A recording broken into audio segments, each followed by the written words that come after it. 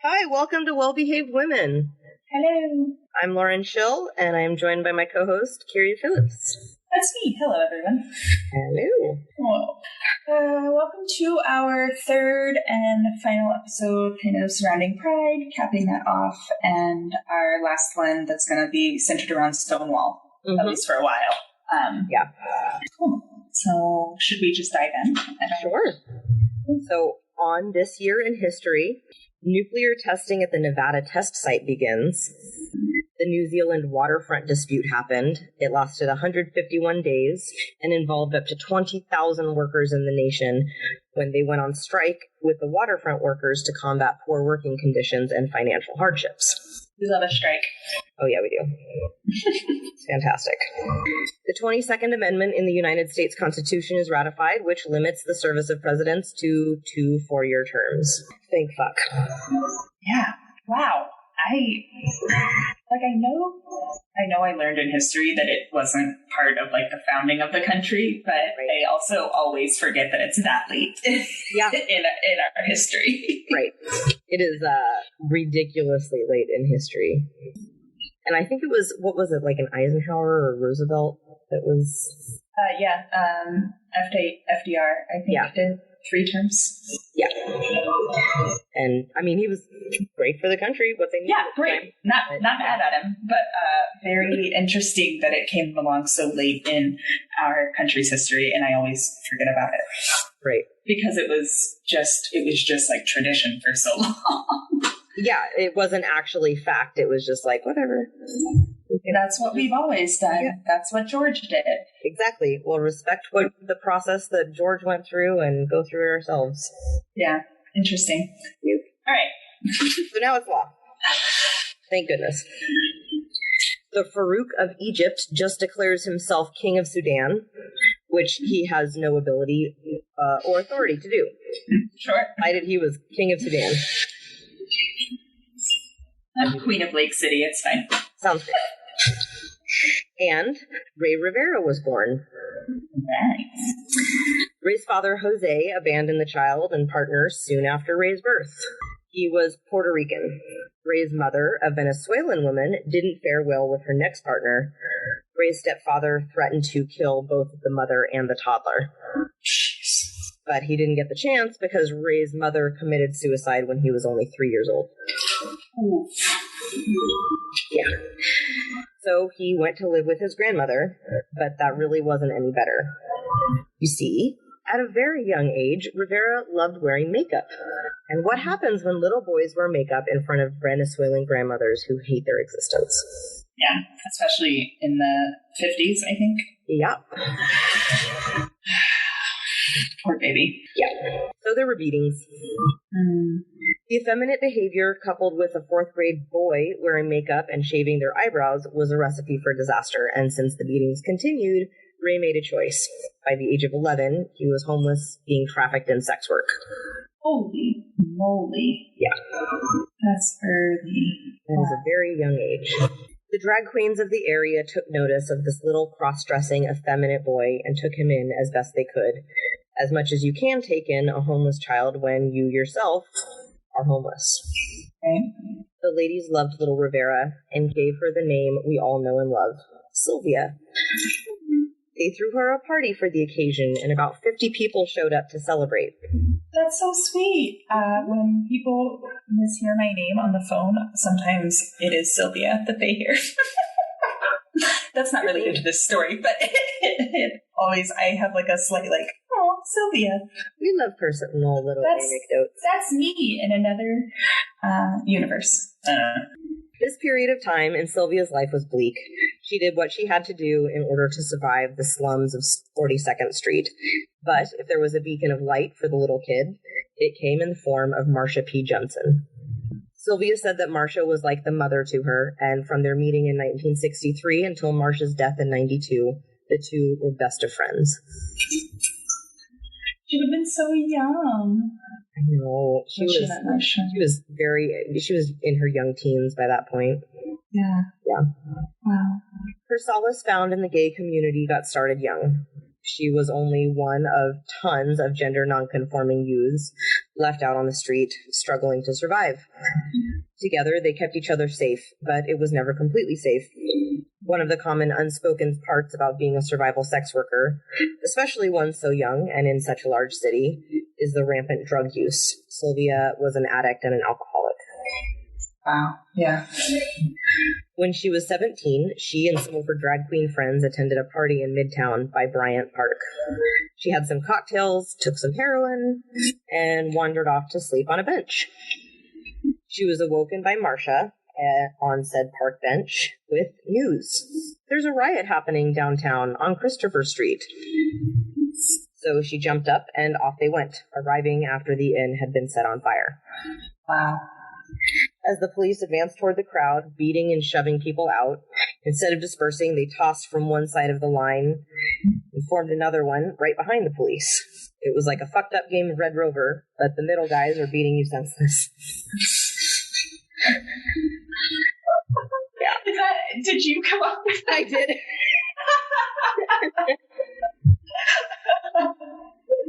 I love it. Oh, thanks. I mean, I don't love the, acts that were happening. Yeah. The next night, she and Marcia were ready. They crowded in at Christopher Street, stopping cars, chanting gay power, and enjoying the atmosphere. Marcia dropped a purse with bricks in it onto a police car, and it got smashed. Garbage fires, chorus lines, all that. Mm-hmm. Shortly following the days of rioting, the community at large realized that there was a lot of work to be done. If gay people were actually going to stick with this momentum and newfound outward attention, they needed to organize. And organize they did. The word Stonewall was no longer just the name of the inn. This was a call to action, a sounding beacon to fight for the rights of gay community. Mm-hmm. In droves, people now wanted to support the cause and set up a number of expectations. Thus was founded the Gay Liberation Front, in a provocative allusion to the Algerian National Liberation Front and the Vietnamese National Liberation Front. Ooh, okay. So, first things first, we march. We march to end persecution of gay people. We march for all freedoms. To be a liberation front, you need a platform. Their political ideologies were broad, denouncing racism, declaring support for various third world struggles, and the Black Panther Party. They took an anti-capitalist stance and attacked the nuclear family and traditional gender roles. So, if you were behind any of this, it was a pretty easy group to support. Right. But this wasn't enough, because remember, they formed this group in 1969. Mm-hmm. So, in 1970, some radical lesbian activists who weren't happy with the GLF's coverage of lesbian rights splintered off and created their own group called the Lavender Menace. Oh. Also, oh my god. I want that to be my stage name. I'm not a lesbian. I can't take it from them, but what a wonderful title. I think they were around for a few years. Wow, I love that. Also in 1970, Sylvia and Marcia were part of a protest one day and decided, along with a few other drag queens in the GLF, that it would be a good idea to form a trans-specific group for the youth. Sylvia suggested Marcia be the president of the movement, but Marcia declined because she didn't think she'd be organized enough. Street Transvestite Action Revolutionaries was an activist group focused on housing the gender nonconforming homeless youth of the city. Having just been one herself and having spent more than a few nights sleeping in the Christopher Street docks, Sylvia knew exactly who she was working for and what she was working toward.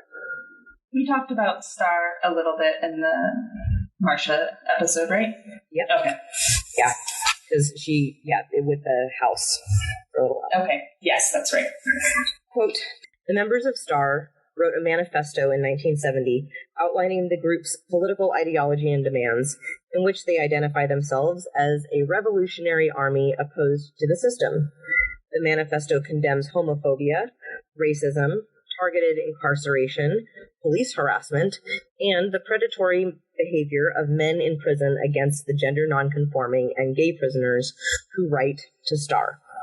Mm-hmm. Among their demands are the right to self-determination and an end to job discrimination and street harassment. The manifesto exhibits a socialist and third gender perspective with its demands for free education, healthcare, food and social services for all oppressed peoples, and language that distinguishes the members of STAR from either the gay men's or the women's communities of the time. From Rivera and Johnson's perspectives, personal freedom was not only dependent on their own individual rights, but on the liberation of all oppressed peoples. Because Sylvia and Marcia were largely homeless themselves, they jumped at the chance to help their friends when the opportunities arose. Yeah. We mentioned this in the Marcia episode. Anytime one of them was able to afford to get a room or an apartment, they'd sneak in up to 50 people at a time just to have a place to sleep and shower. It wasn't enough, and they knew it.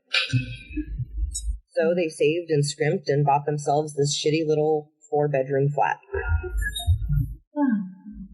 It wasn't in working order, but it didn't matter. It was a roof, and it belonged to Star. Sylvia and Marcia were declared the drag mothers of the house, and as they slowly got it to work in condition, their missions became clear. Provide housing and support for the homeless LGBT and sex workers. Meanwhile, the GLF was having a wild time. It only took a few months for the group to align themselves with the Black Panther Party and embrace their hard-left anti-capitalist radical ideas. A few of the more calm members of the GLF decided they wanted to be a part of something a little simpler to understand, one single platform. The Gay Activist Alliance was formed as an alternative to GLF and advocated for anti-discrimination laws. They were politically neutral and ready to further the cause of gays within the bounds of the law. But a big problem with the law was that it was subject to the review of man. The group tried to become a corporation, but their application was rejected on the basis of the title. Because the word gay was in the title, the Division of Corporations and State Records just didn't think that it was a fit name for a New York corporation. And more than that, such an offensive name would surely violate the sodomy laws of the time. Jesus Christ. Sorry, I just really quickly. So you're saying the Gay Activist Alliance formed out of to be kind of more single issue focused on like gay rights and issues facing the gay community versus the GLF, which was kind of like all encompassing. Yeah. The GLF was a huge umbrella and it was pretty radical and people kind of thought that was a little bit too extremist, and they wanted to figure out a way that they could help actually change the world through legitimate means. And so just kind of shrink their focus a little bit and exactly. Be more Basically just let's get laws put in place that protect us. Okay. Sylvia was out one day petitioning for a bill called Intro 475, or the Klingon-Bergen-Scholnick-Weiss bill. Okay. It's all the lawyers that drafted it. Oh, I was like, is this a Star Trek reference? Like, what's happening here? Yeah, Bergen-Scholnick-Weiss bill. Like, I heard Klingon and Bergen, and I was like, this is definitely Star Trek. Yeah, I was like, it's Star Trek related. Apparently not. Okay, that's fine. It's not that cool. Ugh. It was a brand new bill that intended to prohibit the discrimination of LGBT people in housing, services, and jobs. She was exercising her civil right to petition, but she was arrested for solicitation of sex. Her defense attorney for the case worked closely with incorporating the GAA, but it still took 5 years before the city accepted incorporation. Holy shit. And, even worse, as it turns out, the bills she fought so hard for to include language that specifically called out for the protection of trans and gender nonconforming people wouldn't be passed in any way until 1986. Wow. Quote, the movement may not want to recall that it was started by gender nonconforming street people of color, but we should not forget our roots or turn away from them. Sylvia disliked labels, and we talked in the Marcia episode about how they would use many labels for themselves in serious and sarcastic and camp ways. But mostly she's known as referring to herself as a half-sister. This was a term, isn't it cool? You don't hear that a lot. This was a term she coined and wrote about extensively in a 1971 article called Transvestites, They're Half-Sisters and Half-Brothers of the Revolution. In this, she specifies that there are a few differences in titles. Transvestites are homosexual men and women who dress in the clothes of the opposite sex. Male transvestites dress and live as women. Half-sisters like myself are women with the minds of women trapped in male bodies. Okay. By the summer of 71, things at STAR were falling behind. As with most activist groups, enthusiasm starts big and then wanes over time. Especially when you feel like you're not making headway, then like the progress is so slow and you're so disenfranchised, like yeah, the steam just. And like she's literally she sells herself to survive on her own, and she sells herself to pay for this home to keep running for these other children. Like that's a lot of work. That's a lot of exhaustion, and the fact that there's just people kept dropping out. People weren't supporting it in the way that they needed to. Right. Yeah, it just lost steam. So it wasn't enough anymore, and the apartment fell to shambles. The group was largely inactive by the end of 1971. Wow. Obviously, this was a big blow to Sylvia, as was the general attitude of the early groups in their not-so-subtle digs as trans people and drag queens. Though LGBT groups were being created and there was a lot of enthusiasm for official policy changes, the language being used in the bills that did end up passing very specifically excluded gender nonconforming people. Which fucking sucks.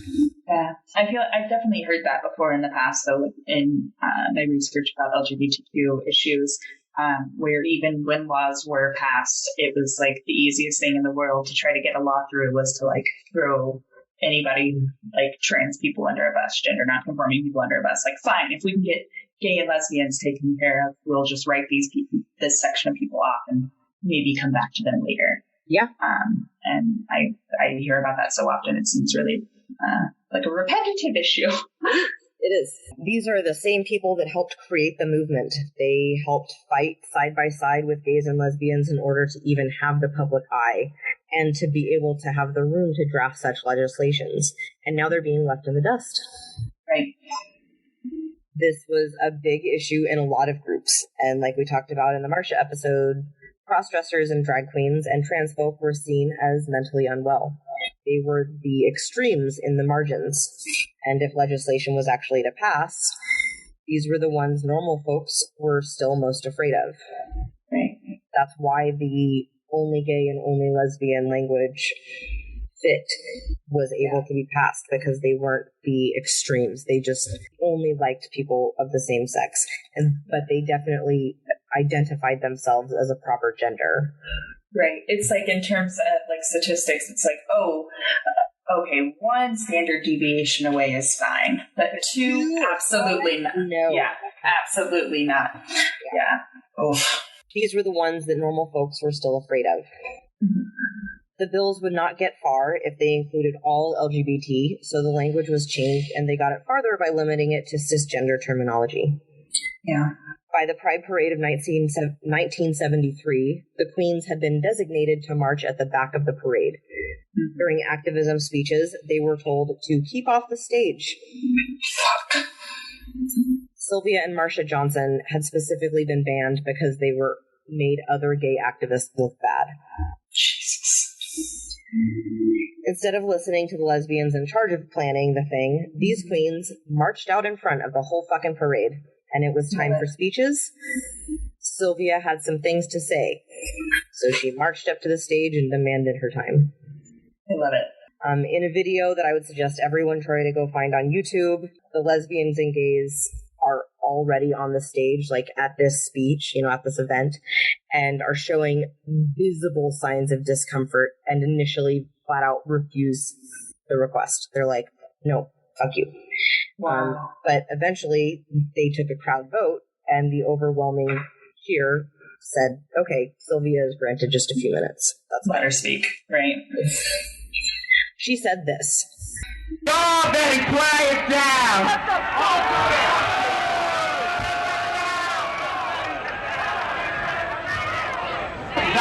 Nothing.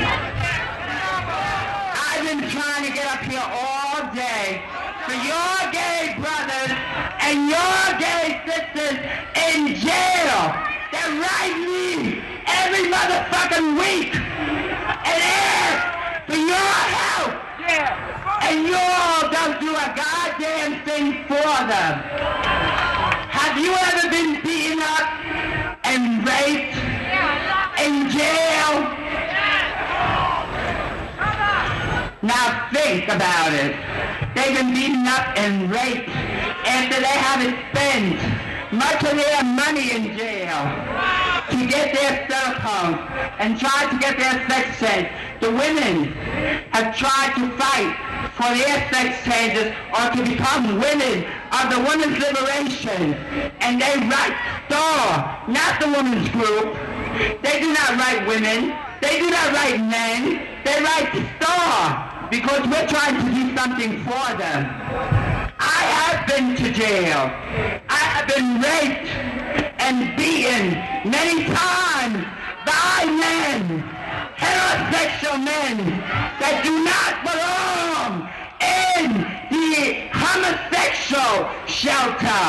But do you do anything for them? No. You all tell me to go and hide my tail between my legs. I will not longer put up with this shit. I have been beaten. I have had my nose broken.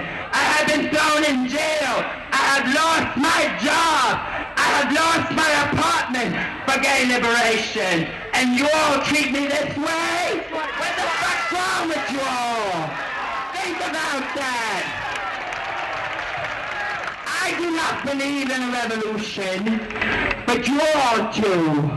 I believe in the gay power. I believe in us getting our rights, or else I would not be out there fighting for our rights. That's all I wanted to say to your people. If you all want to know about the people that are in jail, and do not forget Bambi Lamore and Dora Marks, Kenny Messner, and other gay people are in jail. Come and see the people at Star House on 12th Street, on 640 East 12th Street, between B and C, apartment 14. The people that are trying to do something for all of us, and not men and women that belong to a white middle class, white club. And that's what you all belong to. Revolution now! Give me a G! Give me an A! Give me a Y! Give me a P! Give me an O! Give me a W! Give me an E! Give me an R! Gay power!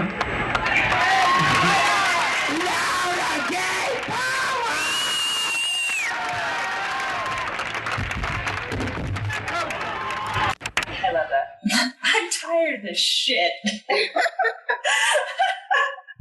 will not put up with this shit. I will not put up with this shit. That one. I love that.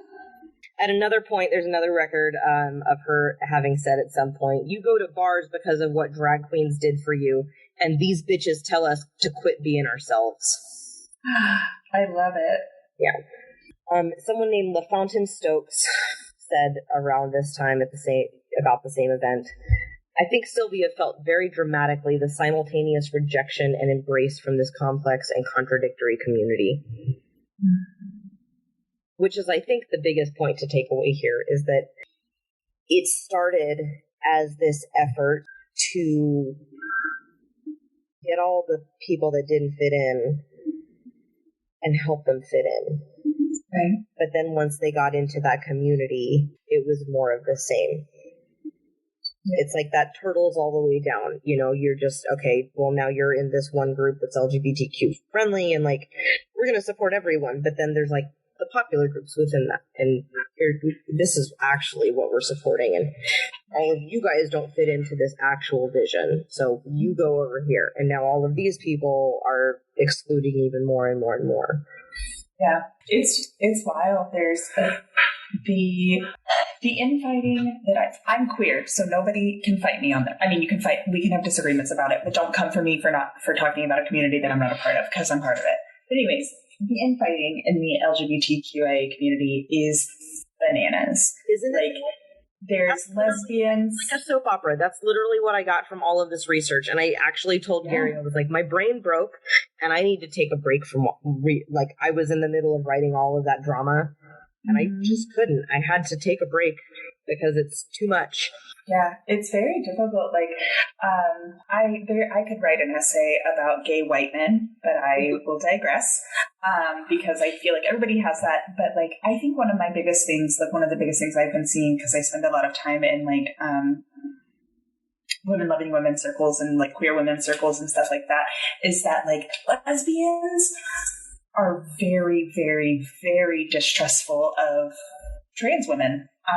And it is fucking awful. It is fucking awful. And they're dismissive of trans men because they think they're just confused lesbians, like that trans men are confused lesbians, and that they've lost a woman to the, and that trans men are women trying to escape the expectations of the patriarchy. And it's like, nope, none of that's true.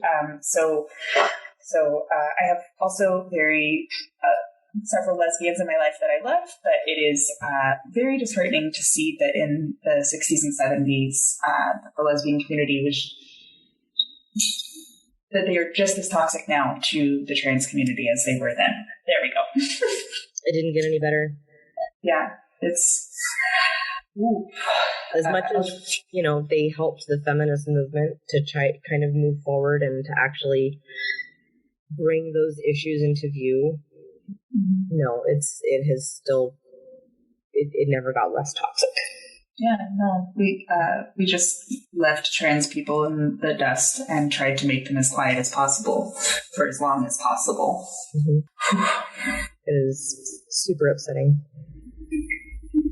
It was after this point that Sylvia started to claim that she was one of the people to start the Stonewall riots. Yeah. Of course. When she first Didn't you tell me at the beginning of this that she was in a park? Yes. Like at the top of the episode. And it is at this point in the episode that I will talk about how hard it was for me to research this and have a lot of respect for this person, because this happens quite a bit. And I'm going to kind of talk about this coming up next, but that was something that I had a hard time with, is like, okay, if you're going to be lying to people and pushing forward this story that people know is false, gives me a really hard time wanting to believe anything else that you say. Right. And yeah, we'll talk about it. Yeah, I can see both sides a little bit, because also I can see wanting to be part of something is powerful. Yes. Especially if you feel so disenfranchised. So I'm like, oh, I can see where her inner child was like, I want to say that I was there. Mm-hmm. Because I want to be a part of it. Like, yeah, of course. That's right. And what a better representative than a gender nonconforming Hispanic person, right, or Latino person. Like, you check so many different demographic boxes by having her be at that very specific event. Yeah, at the start of it. Exactly. Yeah. When she first claimed this in 1973, Marcia actually called it on her very quickly. Sylvia, you weren't there. It shut her up, but not for long. Right. Throughout the 70s, Sylvia was better at marketing her name than actual activism, having claimed to be involved in anti-Vietnam groups, second-wave feminist groups, Puerto Rican and African-American youth activism, but none of these claims were ever really able to be substantiated. Wow. Yeah. It didn't stop her from trying, though, and when David Carter, a Stonewall historian, was interviewing her, she claimed to have been at the start of the riots. She said she didn't throw the first glass, but she threw the second. This was a thing she loved to tell people. Yeah. Another friend to Sylvia and a gay rights activist in his own rights, Bob Kohler, reached out to Carter. And he told Carter that although Rivera had not been at the uprising, he hoped that Carter would still portray her as having been there. Another Stonewall veteran, Thomas Lanigan Schmidt, claimed that he wanted to add her, quote, so that young Puerto Rican transgender people on the street would have a role model. Kohler and Rivera had a discussion over what to include in the book, and ultimately he denied Rivera's request to be portrayed as being the one to throw the first Molotov cocktail, or throw the first brick, or have thing thrown the first bottle, because she wanted all of that. That allowed Rivera to be portrayed as someone who had thrown a bottle, as opposed to being the first. Oh, okay. So, like, you were there, you did a thing, but you weren't the first person to do it. Good for you. You were there that night. You definitely participated, but yeah, we're not calling you the first. So, because she couldn't technically say that, but she could have, people started believing her because people had written down in canonical history that she was there. She can joke she was the second. But as we know, she didn't show up until around 2 o'clock that first night. Right. As a chronic drug addict who spent most of her life homeless, the one constant in the world was being an outcast. This gave her the ability to have a specific spot in her heart for the young, homeless, non-conforming youth of color. It was like she accepted all the extras that just didn't have a place to be. White gay men, there's definitely a place for you. Lesbians, gotcha. But the Hispanic and Black teens that didn't fit the gender norms like Sylvia and Marcia had been, they continued to have nowhere to really go but the Christopher Street docks. And it was for these people that she was the most enthusiastic in her activism. She was a member of the Metropolitan Community Church of New York and frequently worked with them on a food pantry for the homeless. Oh, okay. In 92, Marcia was found washed up on the banks of the Hudson, and Sylvia, along with many other of her close friends, insisted that this was not a suicide. The two friends had a lifelong pact that they would go out together, cross the River Jordan, as it were. Despite all the noise that they made to the contrary, police didn't give a shit and left it as a suicide for years. Wow. Rivera did not take this very well. Already an addict, already homeless, already in and out of the prison system constantly, she spiraled and spiraled and spiraled until in 1995, she tried to commit suicide in that same river. Thankfully, that attempt did not pan out, and she survived. Yeah. It must have kicked something back into place in her mind, because by 97, she was back full swing into activism, giving interviews and sharing the darkest parts of her life and her struggles. At one point in the mid-90s, on a cold winter's night, she had what we now know is a public freakout at New York's Gay and Lesbian Community Center. She was demanding that they cared for the poor and homeless queer youth. For this, she was banned from the center for several years. Wow. Yeah. Just really doubling down on how you feel about gender nonconforming people, huh? Yeah. Super helpful. And they definitely are cool with it. It doesn't make them feel... That's totally fine. Not a big deal. It doesn't make you feel completely worthless or invalid or like non-thing at all. Yeah, especially since she's there, like, yelling at you to support children. People. This is your job. Please let these people in on a very fucking cold winter's night. Come on. Yeah, especially young people. Like, I don't think you should be shitty to older trans people either, but like, young people have literally nowhere to go.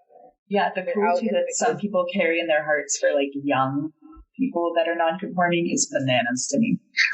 I don't understand. They're just confused. They'll grow out of it. Yeah.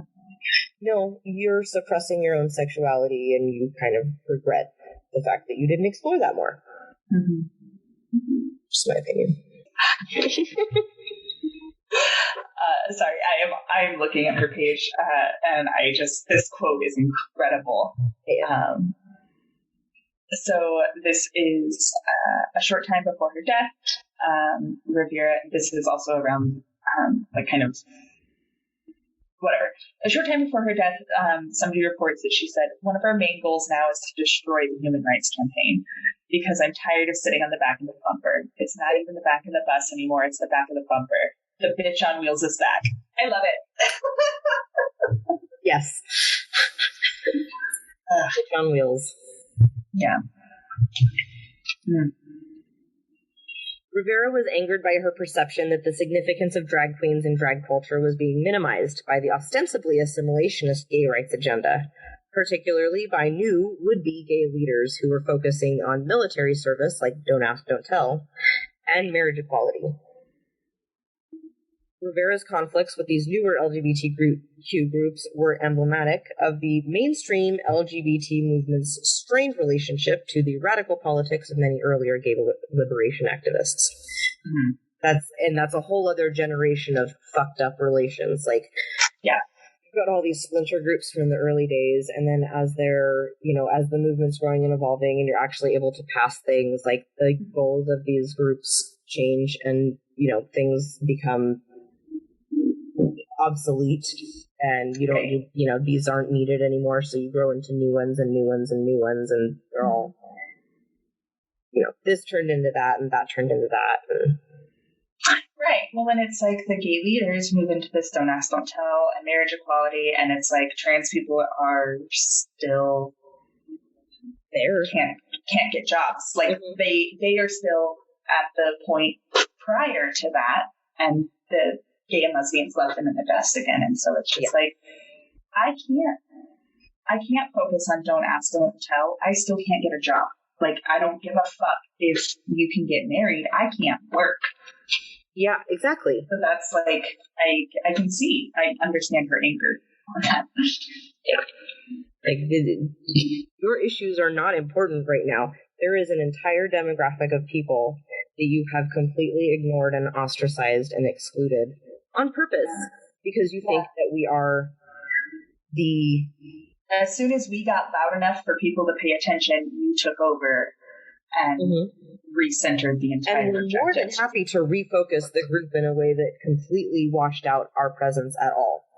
Right. And that, we talked about this a little bit in Marcia, but the biggest, I think that's the thing that pisses me off the most, is that because trans and non-conforming people are so on the margins, it's like a scary thing. We can't let them in because they'll fuck it up. You can't have my toy. You're gonna break it, and you're too rough. You're too extreme. You're too much. I can't handle you, and straight people definitely won't be able to handle you. Just stay over there. We'll worry about. We'll come back for you. We'll worry about you later. And then just never, ever came back. Yeah, and it's like that was in the 70s. We're 40 years past that now. Right. And you think that, understanding that as someone who was also a deviant, right, as a gay man, okay, they think you're unnatural, so why can't you understand that I'm queer? What's the deal? Come on. But no, it's not the right kind of variant. Right. And then I'm closer in proximity to what's considered normal. So once I get mine, fuck it. That's exactly. Yeah. And nobody, people, I can just say I've got a roommate that happens to be my same gender, whatever. Right. You can't hide the fact that you're a cross-dresser. Right. You just can't. Marcia was a giant 6-foot-something big black man. That's hard to... It's hard to ignore. Right. When you're very proudly a drag queen. These are people that have to live their life out. And there's no other way to live it than to live in a way that puts that community at risk in a way, I guess. Right. I don't know. That's the thing that has pissed me off over this entire last set of episodes is you're not. This isn't surprising to me, but this piece about the GAA becoming increasingly more conservative because several of its founders and officers had plans to run for public office. Oh yeah, and again, I'm lesbian, quiet about it. So and I got mine. Fuck y'all. Yeah, I got what I wanted out of this. We included the right language that allows me to get work done for myself. For my demographic group. We've improved things for people like me. We don't give a shit about people like you.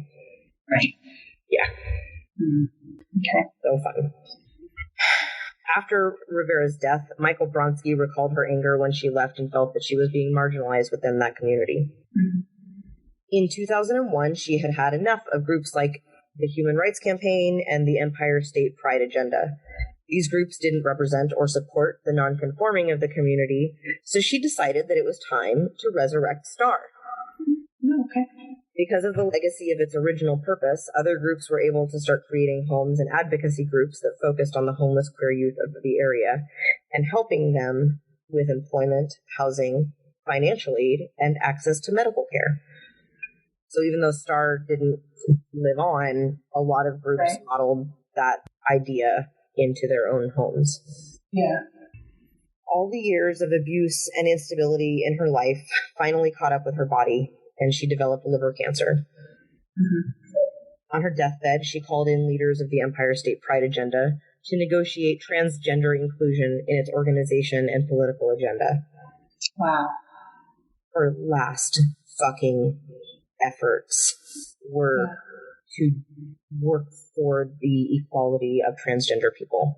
Mm-hmm. Like, it just doesn't get, I guess, better. She was an activist to the end. By the time she died on February 19th, 2002, Sylvia Rivera had well earned her own reputation as the Rosa Parks of the modern transgender movement. So we had the the Rosa Parks of the LGBTQ movement, who was Stormy. Stormy, right. Of course, once she was gone, people were all too happy to rename streets, food pantries, and law projects for her. Today, we hear her name as a symbol of transgender activism and advocacy for homeless queer youth. Yeah. I did, see right here that the Metropolitan Community Church, where she was an active member doing the food pantry stuff, that they renamed their youth shelter Sylvia's Place. Mm-hmm. So, that's nice. That's sweet. She had a short life. Yeah. It burned bright, and then she was 50 years. Yeah. Wow. What a life. Yeah, she had so much going on, and for all of the, big talk that she was in the 70s for her activism, throughout the rest of her life, she was legitimately and verifiably active in other in different activist groups, and able to keep supporting these causes. She would go, speak places. Right. It's disheartening to hear that she was make people think I was there and stuff, but at the same time,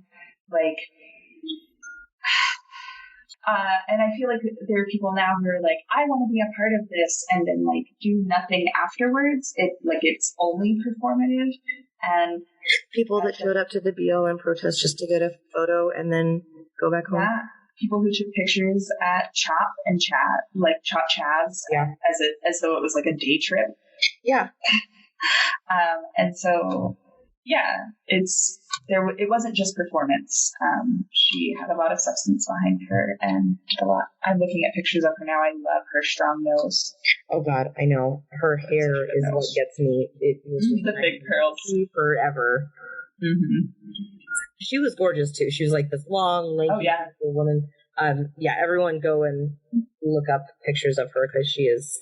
Mm-hmm. There's one picture from the New York Historical Society of her and Marcia together. And it's really lovely. Is it the one where Marcia's under an umbrella and she just looks so excited? No, Marcia has a purse and they have purple sashes on. Oh, okay. There's one where they're standing behind a police blockade, a wood thing, and it's a rainy day, and they're there for activism. And Marcia has an umbrella and her little purse, but the way that she's standing, the way that her feet are kind of tucked in, and the way that her posture is, she just looks like a little kid, so happy to be there, and it's big smile with a flower crown, and just she is there for it. It's so nice. I just pulled it up. What a good photo. Right? Isn't it? Doesn't she just look like a cute little 6-year-old girl? Just, happy to be here. Protesting. I know. All right, y'all. Because of people like this that we have the rights that we do. And we still have way to go, but it's, this is, don't ever let anybody tell you that protests don't fucking work, because they do, and they have to happen for real change to happen. Yeah, this has been a really fun series of episodes for me. I've really enjoyed it, even though we did them in July. I loved it. It was really fun to explore and touch on the people who kind of gave us pride, who gave us pride as it is. Mm-hmm. So, thank y'all for joining us on our adventure. And I hope you guys really enjoyed these episodes. Next episode, we're going to talk about a woman who had a larger fleet than Blackbeard. Ooh. Very excited about it. Like, I wrote this a year ago and have been reading for it. That sounds so fun. So I'm so excited. Sounds so fun. I'm excited. Drink your water, get good rest, be nice to people. Listen to your body when it's telling you stuff. If something's wrong, believe it. Yeah. And honor your own boundaries. Respect yourself enough to set those and then honor them. Yep. All right. Love y'all. Thank you so much for joining us. Thank you. Love y'all soon. Guys.